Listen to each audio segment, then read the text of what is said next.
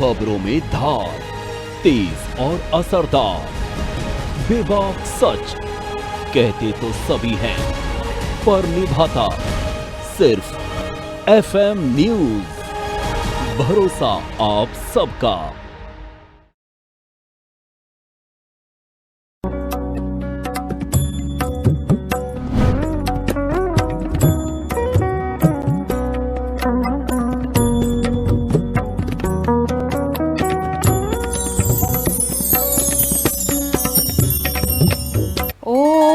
जयन्ती मंगला काली भद्रकाली कपालिनी दुर्गा क्षमा शिवा धात्री स्वाहा स्वधा नमोस्तुते। जय माता दी दर्शकों, स्वागत है आप सभी का हमारे खास कार्यक्रम शुभ नवरात्र में और मैं हूं आपके साथ नितिशा बंसल। इस खास कार्यक्रम में हम हर रोज आपके साथ जुड़ते हैं और बात करते हैं माँ दुर्गा के स्वरूपों के बारे में। नवरात्र का आज 7वां दिन है और आज आराधना की जाती है माँ दुर्गा के कालरात्रि स्वरूप की। स्टूडियो में हमारे साथ मौजूद है खास मेहमान आचार्य विकास शास्त्री जी। स्वागत है शास्त्री जी आपका। जय माता की। जय माता दी। तो दर्शकों, आज फिर हम शास्त्री जी से जानेंगे कि माँ कालरात्रि का ये रूप कैसा है, कैसी इसकी महिमा है, क्या शुभ फलदायी है। तो चलिए शुरू करेंगे हमारा कार्यक्रम। सबसे पहले हम आचार्य जी से जानेंगे कि माँ का ये जो कालरात्रि रूप है ये कैसा रूप है। कि आज सप्तम दिवस माता कालरात्रि का दिन, नवरात्र का सप्तम दिवस चल रहा है जी। और जो माता का स्वरूप है बड़ा विचित्र है। वैसे तो लोग इनके नाम से थर-थर कांपते हैं, पर भक्तों को डरने की आवश्यकता नहीं, क्योंकि माता की तो हुंकार से, माता के तो नाम से भूत प्रेत पिशाच गंधर्व ये सब डरते हैं। तो ये जो रूप है ना, ये नवदुर्गाओं में कुछ अलग ही रूप है, अलग ही स्वरूप है। एक ऐसा रूप है माता का जिसे देखकर दैत्य तो भयभीत हो जाते हैं, परंतु भक्तों के चेहरे पर नुकसान आ जाती है। कलकत्ता की तरफ, बंगाल की तरफ अभी तो बहुत बड़ा पूजन होता है, पर ये वो कालरात्रि वो काली नहीं है, उनका स्वरूप जो है वो बड़ा विचित्र है और कालरात्रि का रूप जो है वो अलग है। कई लोग इनको माता काली से ही समझ लेते हैं जी। परंतु ऐसा नहीं। ये जो कालरात्रि हैं, इनकी उपासना करने से जीवन के सब दुख दूर हो जाते हैं और इसे आप इस रूप को घर में भी रख सकते हैं। कई लोग कहते हैं कि काली की प्रतिमा घर में नहीं रखनी चाहिए, बिल्कुल, परंतु ये वो काली नहीं है, ये माँ कालरात्रि है। ये माता का सप्तम दिवस का स्वरूप है, बड़ा सुंदर स्वरूप है। कहते हैं कि जो ये माता का स्वरूप है ये 4 भुजाधारी माता है। गधर पर अर्थात गधे की इनकी सवारी है, इनके 4 हाथ है, इनकी जो केश हैं वो खुले हुए हैं। माता काली के भी खुले रहते हैं, परंतु उनमें और इनमें एक अंतर है। उनके जो चेहरे की आभा मंडल होती है, जो चेहरे का रूप होता है वो बड़ा विकराल, बड़ा ही भयंकर, बड़ा गुस्सेला।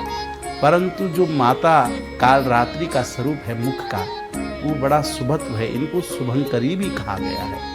ये जो स्वरूप है माता का बहुत ही सुंदर है, इसको देखने से बड़ा आनंद आता है। ये नहीं कि माता इसमें बड़ी प्रसन्नता चित्त से देख रही है। भक्तों के लिए तो माता ने एक हाथ से अभयत्व प्रदान कर रखा है, दूसरे हाथ से वर दे रही हैं और तीसरे हाथ में माता ने खड्ग धारण करा हुआ है, चौथे हाथ में माता ने वज्र धारण करा हुआ है, गधे पर बैठी हुई हैं। उनके गले में एक विद्युत रूपी माला बह रही, मानो उस माला से समझो कि विद्युत की किरणें बिखर रही हों, माता का तेज बिखर रहा हो।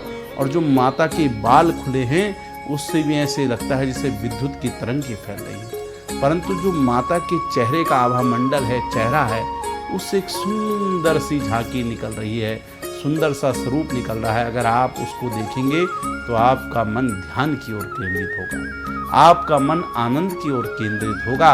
ऐसा सुंदर स्वरूप है माँ कालरात्रि का। आचार्य जी, ये तो स्वरूप की बात हुई, तो तो माँ का ये जो स्वरूप है, ये कहाँ से, किस कथा से इस स्वरूप का वर्णन हमें मिलता है, क्या कहानी है इसके पीछे? देखिए, कहते हैं कि जब पूर्व काल में एक शुभ और निशुम्भ नाम के दैत्य थे जी। वो दैत्य ऐसे थे कि उनको जितनी बार मारा जाए, जितना भी उनको मारा जाएगा, जहाँ जहाँ उनके रक्त के कण गिरेंगे तो कहते हैं कि वो उतने ही बार नए शुभ निशुम्भ पैदा हो जाते। अब माता महिषासुर मर्दिनी माता दुर्गा ने जब उनका वध किया तो वह हैरान हो गई कि इनको कैसे मारा जाए, क्योंकि इन दुष्टों को संसार में कोई ना ब्रह्मा ना विष्णु ना महेश मार सकते थे, केवल माता ही इनको मार सकती थी। अब माता ने कहा कि मैं ऐसा क्या करूं कि इनका मर्दन हो जाए। तो कहते हैं माता के शरीर से जब माता चिंतित हुई तो माता ने एक हुंकार ली और उस हुंकार से ही माँ कालरात्रि का जन्म हुआ। तो ये काली और काल रात्रि में अंतर है। काली वह है जो देव और दैत्य में अंतर नहीं समझती, वह इतनी विकराल हो जाती हैं कि जैसे कभी लोग कहते हैं कि भाई देवी जी ने तो काली रूप धारण कर लिया किसी घर की स्त्री ने, वो विनाश ही करने आती हैं। तो उनके आगे भगवान शंकर को भी बाल स्वरूप में टिकना पड़ता है। परंतु ये जो काल रात्रि हैं ये पुत्र में और शत्रु में अंतर जाती हैं, देव और दैत्य में अंतर जानती हैं, मानव और राक्षसों में अंतर जानती हैं कि मुझे किसका मर्दन करना है, किसको अभयत्व देना है, किसको वरदान देना है, ये वो काल रात्रि है। तो कहते हैं कि माता के हुंकार स्वरूप से माता का जो है अवतरण हुआ और जहाँ जहाँ जब माता ने फिर से उन शुंभ और निशुंभ की ओर वार किया और उनके सर कटे तो जो उनका रक्त गिरा तो माँ काल रात्रि ने अपनी जिह्वा पर उस रक्त को लेकर पी लिया और वह सब भस्म हो गए। ऐसे कर कर माता ने सभी जितने भी उत्पन्न हुए थे शुभ निशुभ उनका मर्दन कर दिया। आचार्य जी, जब माँ के स्वरूप की बात हो रही है, हमने कथा को भी जाना, आपने बताया कि माँ कालरात्रि जो है ये एक गधर्प पर सवार है। ये सवारी बहुत विचित्र है क्योंकि हम किसी भी देवता को गधर्प जैसे किसी वाहन का प्रयोग करते नहीं देखते हैं। गधर्प के पीछे की क्या व्याख्या दी गई है हमारे धर्मशास्त्रों में, उसके बारे में बताएं। किसी को बुद्धू कहना है तो कह देंगे गधा है, ऐसा नहीं है। गधे की एक जो है ऋषि थे, उन्होंने बड़ी अच्छी उसका व्याख्यान किया, बोला कि गा से गंभीर और धा से धार्मिक। गधा तो गंभीर भी है और धार्मिक, उसे संसार का कुछ नहीं पता, इसलिए माता ने उसका सवारी को अपनाया और इसलिए ही उस पर ही माता ने रहकर दुष्टों का संहार किया। दुष्टों का संहार जो कर रही है माँ, विकराल रूप लेकर कर रही है। साथ में यहाँ पर त्रिनेत्र भी माँ के नजर आते हैं इस रूप में, 3 गोल सुंदर सुंदर बड़े बड़े नेत्र माँ के। इसके बारे में बताएं, माँ के रूप का ये जो रूप है इसकी थोड़ी सी व्याख्या कीजिए। इन 3 नेत्रों का क्या तात्पर्य है? क्या ये भगवान शिव से लिए हुए 3 नेत्र हैं या फिर इसके पीछे कोई और कहानी है? मैंने बताया, आपको पूर्व कथाओं से बताता आ रहा हूँ, ये जितने भी स्वरूप हैं माता पार्वती के ही स्वरूप हैं। माता ने भी त्रिनेत्री बन गई। तो कहते हैं कि एक नेत्र माता का चंद्र है, एक नेत्र माता का सूर्य है और ये जो बीच में नेत्र है ये ब्रह्मांड है। पूरी ब्रह्मांड की ऊर्जा उस नेत्र में समाहित हुई है। जहाँ माता ने अपना तीसरा नेत्र खोल दिया तो वहाँ त्राहिमाम त्राहिमाम हो जाएगी। परंतु मैंने अभी आपको बताया ये काल रात्रि है, काली नहीं है, अर्थात काले वर्ण को धारण करने वाली। ये भक्तों को अभयत्व देती है, भय मुक्त करती है, भक्तों को वरदान देने वाली, वरद मुद्रा को धारण करी हुई, खड़क को धारण करी हुई हैं, वज्र को धारण करी हुई हैं। अपितु ये राक्षसों में और मानवों में अंतर समझते हैं, देव और दानवों में अंतर समझती है। ये नहीं कि किसी एक तरफ से शुरू हो जाए तो सारे संसार का संहार करने लग जाए और भगवान शंकर को फिर बाल स्वरूप में आकर माता के आगे बैठना पड़े, ऐसा नहीं है। ये तो शुभंकरी हैं, ये बड़ी दयालु हैं। इनकी चेहरे की जो आभा मंडल है ना, बड़ी सुंदर युक्त है। माता का जो स्वरूप है विकराल तो है पर चेहरे पर वो आभा मंडल नहीं है, चेहरे से तो बड़ी शांति और प्रिय वाली। इनको इसलिए जो है त्रिनेत्री भी कहा जाता है, शुभंकरी भी कहा जाता है, नाना नाना प्रकार के नामों से ये पुकारा जाता है। तो आचार्य जी अब ये भी बताएं दर्शकों को कि माँ का ये जो स्वरूप है इसकी पूजा किस तरह से की जाए। माता मन की पवित्रता मांगती है। मैंने शुरू से बताता आ रहा हूँ कि तन की ही पवित्रता नहीं रखनी, अपितु आपने मन की पवित्रता का विधान करना है। आज के दिन आप जो है नारंगी रंग के कपड़े पहने, उसके बाद आपने सुबह उठना है, नहा धोकर स्नान करना है, नारंगी वस्त्रों को धारण करें। उसके बाद पूज्य स्थल पर बैठें, माता कालरात्रि का आवाहन करें, उनका पूजन करें। सर्वप्रथम उन्हें दूध, दही, घी, शहद, बूरी से स्नान कराकर पंचामृत से स्नान कराएं। पंचामृत से स्नान कराने के बाद आज आपने अनार के रस से उनका स्नान कराना है, क्योंकि वो रक्त वर्ण से संबंधित है। वह रक्त वर्ण से संबंधित होने के कारण जिस रूप में भी कि माँ हमारे घर से रोग को दूर कर दो, इसलिए मैं ये अनार के रस से आपका स्नान करा दूँ। माँ हमारे घर में कोई बाधा है, इसका दूर कर दो। माँ हमारे घर में कोई नज़र है, हाई है, वे दूर कर दो। माँ हमारा अमुक कार्य नहीं चल रहा है, इसलिए मैं आपको ये स्नान करा रही हूँ। माँ मेरे व्यवसाय और व्यापार में उन्नति में माता बहुत समय से कोर्ट कचहरी चल रही है, मेरे शत्रु परास्त नहीं हो रहे, तो वह कार्य आपका अवश्य में सफल होगा। आपको माता से भय मुक्ति मिलेगी, आपको माता से वरदान मिलेगा अगर आप उनको आज अनार के रस से स्नान कराएं। फिर शुद्ध जल से स्नान कराएं। उनको आज काले रंग के वस्त्र ही या नील रंग के वस्त्र ही आपको पहनाने हैं, ये ध्यान रखना है। उसके बाद माता को आज जो है काले रंग का काजल का टीका लगाएं। माता को जो चावल, अक्षत इत्यादि लगाने हैं वो लाल रंग के पहनाएं, लाल उसमें रोली मिलाकर लगाएं। और माता को रात की रानी का पुष्प बड़ा पसंद है। माता को जो माला आप पहनाएं, रात की रानी होती है, उसकी फूल की माला लाएं। अन्यत्र कुछ खुले फूल ले आए, वो माता को चढ़ा दें, या नील फूल की माला आती है, वो माता को आप चढ़ा सकते हैं। उसके बाद माता को नैवेद्य लगाएं, भोग लगाएं। भोग में ध्यान रखें कि पेठे की मिठाई अगर हो तो बहुत सुंदर, माता को पेठा अधिक प्रिय है। और माता को जो है नींबू का भोग अवश्य में लगाएं, ठीक है।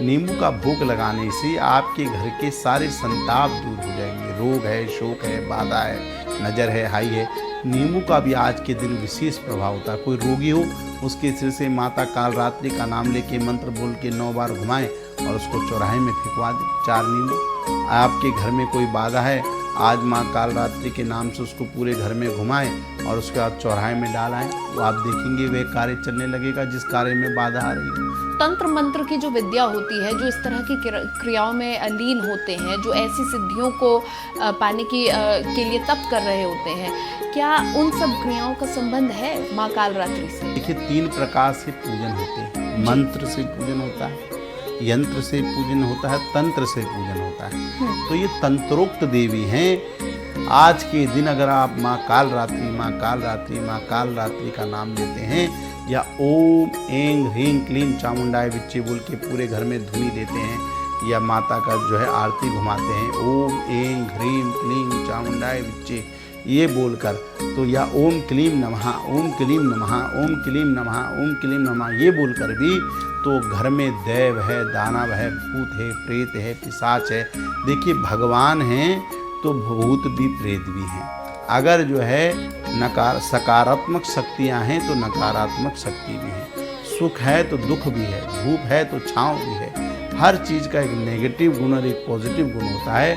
इस संसार में सबका अपना रोल है, ये 3 गुणों से युक्त हैं। इसलिए ये जितनी भी नज़र बाधाएं इत्यादि होती हैं, कोई रोग है, शोक है, या कोई ऊपरी बाधा है, या किसी ने आपके कार्य को बांध दिया है, तो माता का पूजन करने से अवश्य में वे बाधा दूर हो जाएगी, रोग शोक दूर हो जाएंगे, भूत प्रेत बाधा दूर हो जाएगी। आज माँ कालरात्रि का पूजन करने से जो पूर्व में मैंने विधि आपको बतलाई है कि ये जो नवरात्र का पर्व है, ये आपको शुद्धि बनाकर रखनी है। ये सिर्फ पर्व नहीं है, ये सिर्फ एक व्रत नहीं है कि आपने अपने शरीर के अंदर क्या ग्रहण करना है, बल्कि आपके मन मस्तिष्क में क्या चल रहा है, क्या भावनाएं आ रही हैं, कैसा आपका आचरण है, इस सब का समावेश इस एक व्रत में है। आचार्य जी, हम हर रोज बात करते हैं कि ग्रह दोष से हम मुक्ति पा सकते हैं। कोई ग्रह दोष ऐसा है? ये प्रेत दोष से ज़्यादा मैंने आपको बताया कि जैसे प्रेत बाधा है, भूत बाधा है, या डाकनी, सागनी, हाकनी, राकनी इत्यादि हैं, इनसे अगर कोई संबंध है, या शत्रु बाधा है, या किसी ने ऊपरी टोटका किया है, कालरात्रि का पूजन करने जी। से राहु केतु शनि तीनों का, क्योंकि ये काल वर्ण है, ये जो है तामसिक चीज़ें, तामसिक शक्तियों का मर्दन करती हैं, तो राहु केतु शनि ये तीनों का जो है माता उनके द्वारा उत्पन्न जो भी कष्ट है, दुख है, शोक है, उसको दूर करती है माता। आज के दिन माँ कालरात्रि के पूजा करने से राहु केतु शनि तीनों की शांति होती है। तो आपको जो है क्या करना है, ओम ऐं ह्रीं क्लीं चामुंडाय विच्चे, या तो इस मंत्र का उच्चारण करें, ओम ऐं ह्रीं क्लीं चामुंडाय विच्चे। इस मंत्र का अगर स्वच्छ आप जो है सही उच्चारण कर सके तभी उच्चारण करें, या ओम कालरात्रि नमः, ओम कालरात्रि नमः। इस मंत्र से माता का आह्वान पूजन करें। शनि के लिए जिनको शनि से समस्या हो, ओम प्राम प्रीम प्रौम सहा शनिश्चराय नमः, इस मंत्र का जाप करें।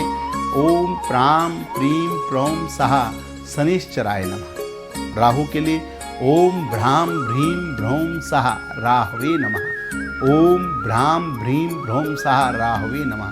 केतु के लिए ओम स्त्रां स्त्रीं स्त्रौं सहा केतवे नमः, ओम स्त्रां स्त्रीं स्त्रौं सहा केतवे नमः। इस मंत्र का उच्चारण करें।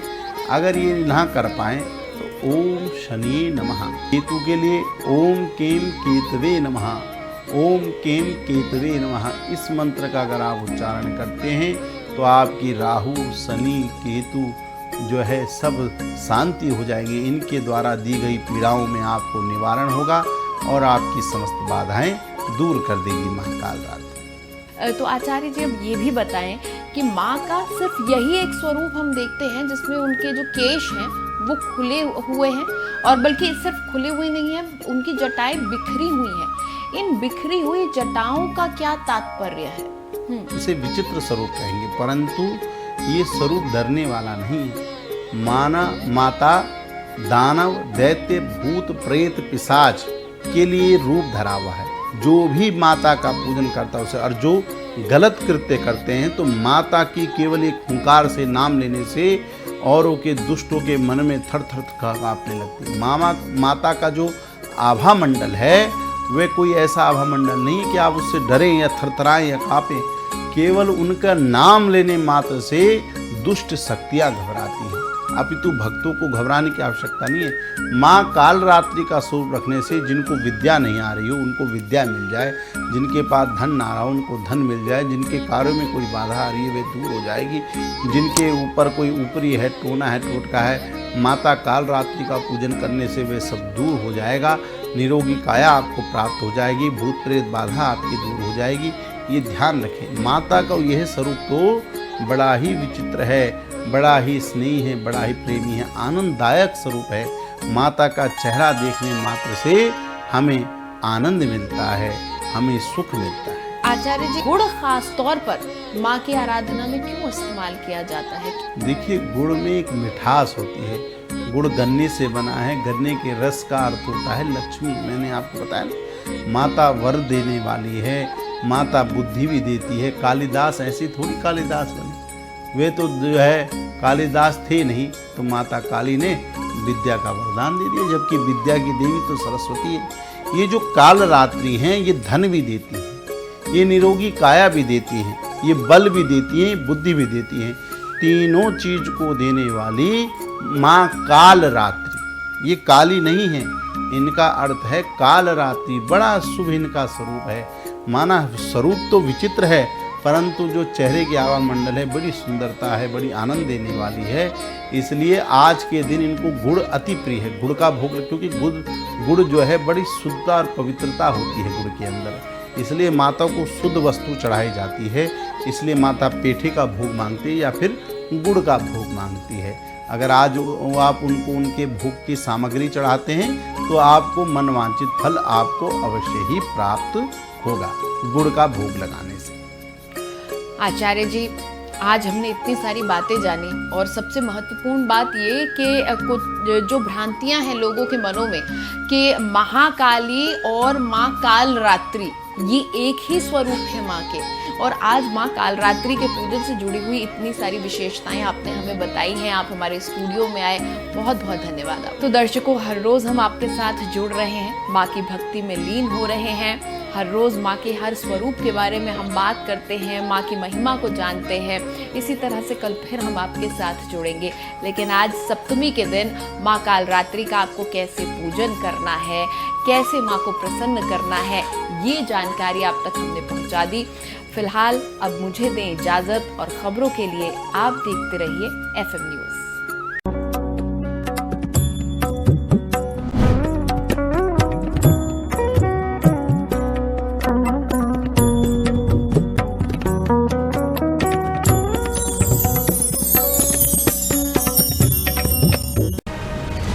खबरों में धार, तेज और असरदार, बेबाक सच कहते तो सभी हैं, पर निभाता सिर्फ FM न्यूज़। भरोसा आप सबका।